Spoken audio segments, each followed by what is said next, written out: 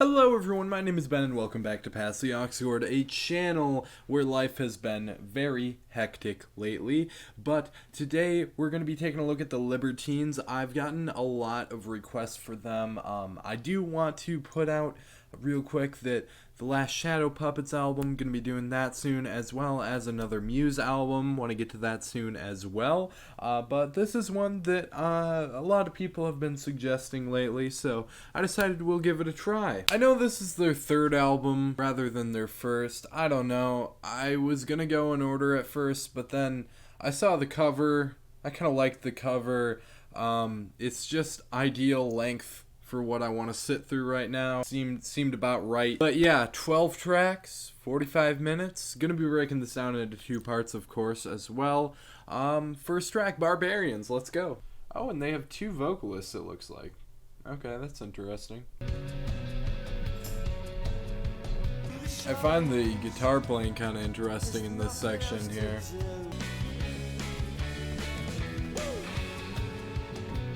That may have been really quiet before, I'm not sure. But hopefully you can still hear me now. Okay. Suddenly kind of has a surf rock vibe to it. It's very interesting. This is different. Yeah, I gotta say the guitar tuning does sound pretty decent here. Groove to it, okay. This fade out seems kind of overly dramatic, I have to say. Kinda could've just cut things off somewhere in here. I was hoping it was leading up to something, but then I realized the song was almost done. I wouldn't be lying to you if I said that wasn't doing a whole lot for me. I mean, the song's general theme and statement just seems to be about being frustrated in general. Just wanting to relieve your stress somehow. But the thing is, I don't think they did an amazing job at making it sound that way. I mean, honestly, it took a rather relaxed tone, and like I said before, the switch up in there was somewhat interesting, how it went from a, very regular rock sound to like more of a surf rock sound in there almost. It just suddenly sounded much brighter and more relaxed again, and that doesn't really make sense with the lyrical content that's going on in here. Gotta give it a nod though in the way that it was pretty catchy, I gotta say. Definitely had some catchy elements to it. That was present for sure. I mean, it's a decent style and everything. I just hope that they end up doing a little bit more for it. Gunga Din is the name of the next track, and I'm not sure what that means. Okay, it's referencing an 1892 poem of the same name. That doesn't help me know what it means, but hey, yeah, it works. Decent riffs here.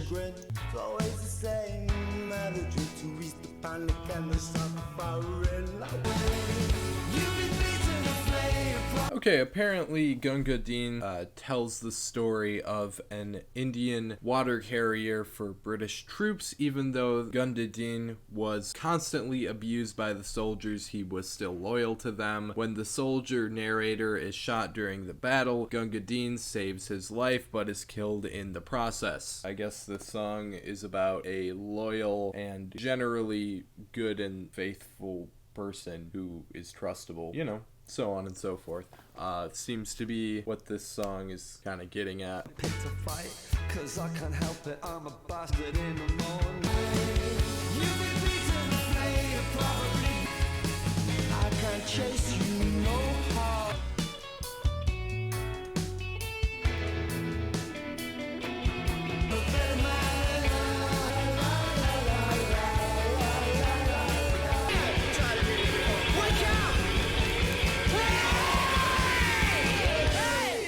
Alright then. Okay, that song was kind of taking that concept of a good person who remains faithful to people who they probably shouldn't, who don't deserve their trust but still have it anyways, and trying to be like that person from the poem, or maybe just having conflicting ideas on that. I mean, he says on here he woke up to his evil twin, but he's sick and tired of looking at him in the next line there. So it's a very conflicting set of morals here. Do you want to be a good person who ends up getting screwed over for it, or a bad person who ends up on top more oftentimes than not? Are you going to be the British people that were abusing the water carrier in the poem, or are you going to be the water carrier? Interesting concept for a song, but once again, in the actual music of it, don't know if it's doing that much for me. It just kind of sounds okay. It's just there. It's decent. It just sounds a lot like a lot of rock music though. And there's nothing necessarily inherently wrong with this, but I mean, even the landscape of 5 years ago in 2015, there was a lot of stuff that existed that sounded a lot like this for a very long time before it. Still though, definitely had catchy elements and decent instrumental, decent playing throughout. There wasn't necessarily anything wrong with that in that way, and I do kind of like the fact that there's two different vocalists going into this. That works pretty well as well. Yeah, okay, so track 3 on here, Fame and Fortune. Okay. This is a little different, liking how this sounds. Very animated performance on the vocals here.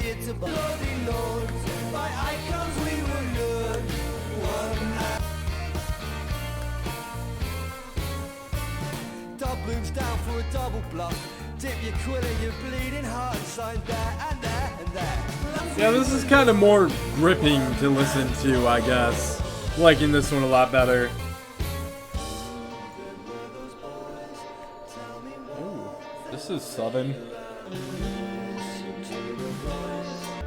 If you're seeking fame and fortune, walking the streets of London, we will crawl, one and all.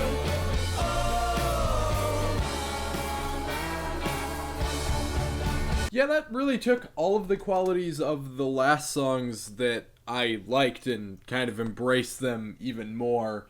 Really served up some catchy melodies on there. I was pretty impressed by how many sticky little hooks you have in there where, you know, especially that little guitar melody that would come in after the chorus a lot. And just the chorus itself, the singing on it sounded really good, melodically speaking. Just had a good ring to it. Yeah, I guess that one was just standing out more to me as having something of substance that I can latch onto rather than just sounding like wallpaper rock music. And I think it was a really good way of kind of switching off the vocal performances on here. The two vocalists seem to have the most chemistry on this track. But yeah, Fame and Fortune, the title kind of wraps it all up and tells you what the whole song is about. Somewhat of a critique of fame itself. Anthem for Doomed Youth is the name of the next track on here, track 4. We got a bit of an acoustic thing going on here. Decent. Kingdom come, rushed along by guiding hands, whispers of the each other. Then he did a karaoke turn and murdered out their song. Told the governor's What?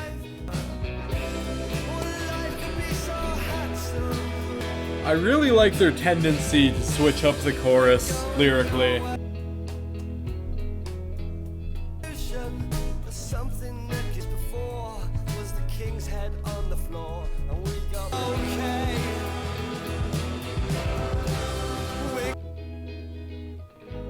Gotta say, I do like that pleasant melody they kind of kept up at the end there. That one was okay again, just okay.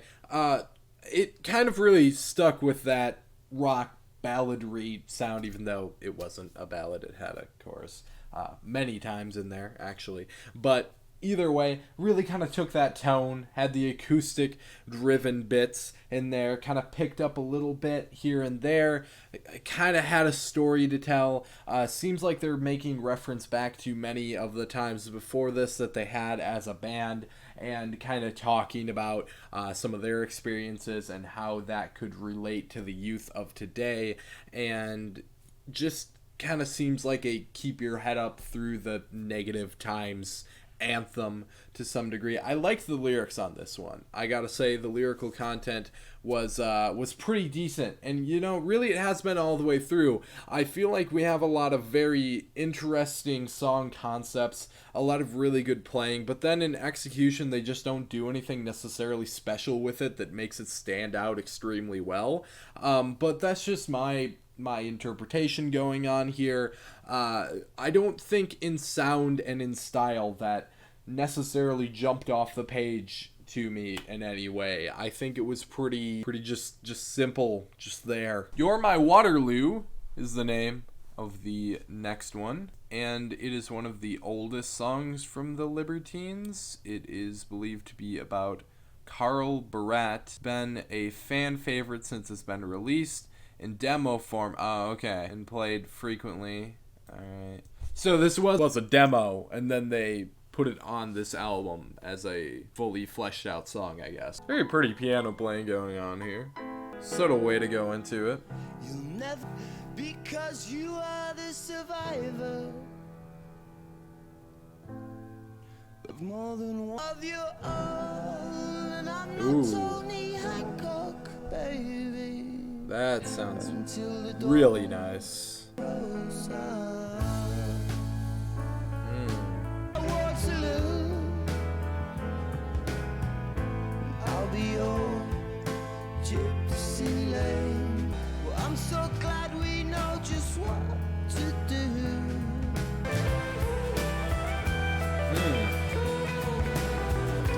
Okay. You kept it interesting. I like that. I'm so glad we know just be happy, but of course. Yeah, really did a lot to break it away from the style there. Once again, not totally unique style. That is something that's been done before, but totally ignoring that fact of the matter, it seems totally different than everything else on here, and therefore stands out as definitely one of the better cuts that we've heard so far on here. That's up there in my two favorites so far, for sure. Easily the most emotional cut on here. Of course, definitely a love song. That's what you're going for on this track. Somewhat of a melancholic one, though, and the sound really represented those emotions very well. I was definitely a fan of that aspect of it. The piano-driven nature of it kept it in that kind of realm of feelings, and yeah, the smooth nature of the track and the emotional sound to it just really did a lot for it. I have to say I appreciate that a lot. Belly of the Beast is the next one. Definitely picking it up a little bit here with the fast-paced drumming. Not really quite as loud as I was expecting. Much more relaxed sound to this. Yeah, definitely a decent chorus here. Back in London's grey Scotch mist, staring up at my fucker I know. Quite blunt.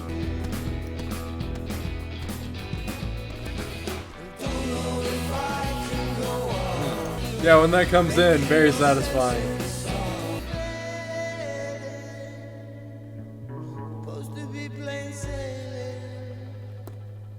Nice.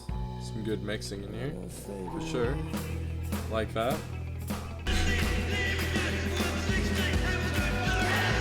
Yeah, I'll take this outro. Very nice. According to the bio here, this is about Peter and Carl's journey to recovery from their bad habits and demons. I can't say that I got that from it, but that does make sense given the title and a few things that I pick up here and there. Overall, I wasn't really getting much of anything from the lyrics here. A lot of it is kind of nonsensical and hyperbolic, but still fun track on here for sure. That is one that I could definitely see people having the most fun with. That would be really great in a live setting for sure. Man, I say shit like that all the time and then I just want to go to a concert. But either way, really just had this fun, inviting sound to it. Was upbeat, cool, great track for that setting when you're just trying to have some fun rock music on. At the same time, you know, wasn't doing anything super extraordinary, wasn't doing anything out of the ordinary either. But hey, taking it for what it is, liked it. But that is track number 6, so we're going to be cutting it off here. We're halfway through the album. There is 12 songs on here, so we'll be doing tracks 7 through 12 in tomorrow's video. Actually, it may be the day after. Life's a little hectic right now, I know. But either way, next video up will be tracks 7 through 12. Should be tomorrow. Maybe not. Maybe it is. Either way, if it's already up, it's linked next to my head somewhere around here. You're probably already seeing it. But do drop a like on the video if you did like what you saw today, and subscribe to the channel for more music-related content coming your way. Hit the bell for notifications on that same thing as well. But that is just about going to wrap it up for this one, and I will see you in part 2.